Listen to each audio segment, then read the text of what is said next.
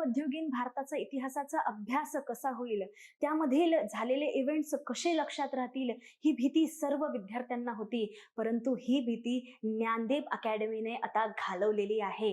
नुकत्याच 9 नोव्हेंबर 2025 रोजी झालेल्या राज्यसेवा पूर्व परीक्षेमध्ये प्राचीन व मध्ययुगीन भारताच्या इतिहासामधील 5 प्रश्नांपैकी थेट 4 प्रश्न ज्ञानदीप अकॅडमीच्या या प्राचीन व मध्ययुगीन भारताच्या इतिहासाच्या माइंड मॅप्स मधनं आलेल्या आहेत.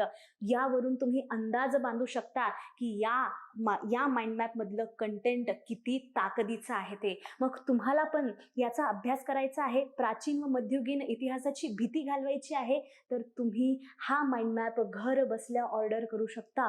हो, खरंय, डिस्क्रिप्शन मध्ये तुम्हाला Gyandeep all in one app या ॲपची लिंक दिलेली आहे. त्या लिंक वरती जा, त्याला इन्स्टॉल करा आणि त्याच्या माध्यमाने हे माइंड मॅप घर पोच मागवा आणि तुमच्या प्राचीन व मध्ययुगीन भारताच्या इतिहासाची भीती पूर्णपणे घालवून टाका. खूप खूप धन्यवाद.